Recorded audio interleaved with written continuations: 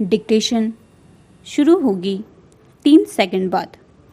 Ready, start. अध्यक्ष महोदय, मानव संसाधन विकास मंत्रालय की मांगों के संबंध में बोलने के लिए मैं खड़ा हुआ हूँ। शिक्षा की पद्धति के बारे में, उसमें परिवर्तन लाने के बारे में, इस क्षेत्र में हमें जो असफलता हाथ लगी है उसके बारे में अभी मेरे मित्र ने बहुत कुछ कहा है। दुर्भाग्य की बात यह है कि देश में सभी लोग यह मानते हैं कि शिक्षा में प्रगति नहीं हुई है। शिक्षा पद्धति में आमूलचूल परिवर्तन नहीं हुए हैं, लेकिन फिर भी इस दिशा में कुछ किया नहीं जाता है। ऐसा प्रतीत होता है कि इस विषय में कुछ भी करने की स्थिति में हम नहीं रहे हैं। स्थिति ज्यों की त्यों चली आ रही है। इतना होने पर भी शिक्षा की मद पर होने वाला जो खर्च है और जो उसके लिए धनराशि आवंटित की गई है वह भी बहुत थोड़ी है। लेकिन उस पर ना जाकर मैं आपका ध्यान इस ओर दिलाना चाहता हूँ कि मर्ज बढ़ता ही गया।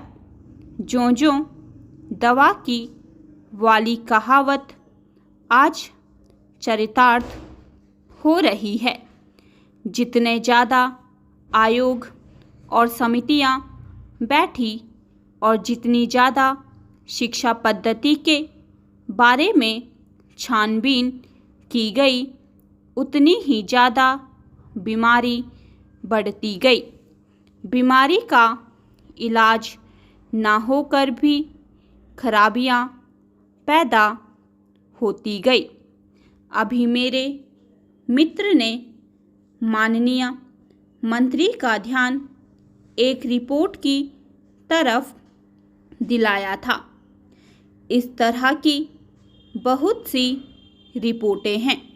अभी सदस्य महोदय एक रिपोर्ट का जिक्र कर रहे थे।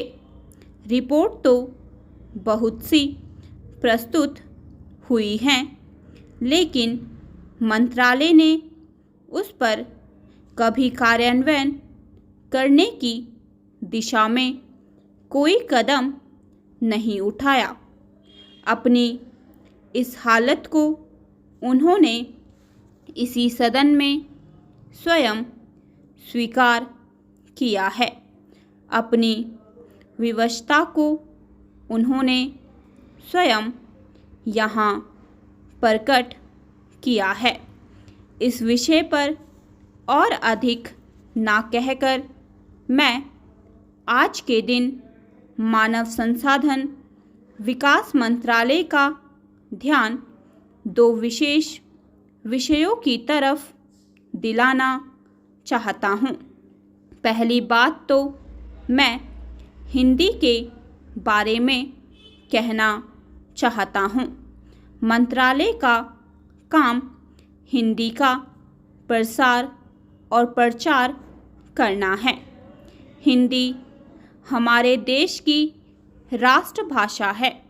संविधान ने उसको राष्ट्रभाषा का स्थान दिया है, लेकिन हिंदी को वह स्थान अभी तक भी ठीक से प्राप्त नहीं हुआ है। इसके कई कारण हो सकते हैं।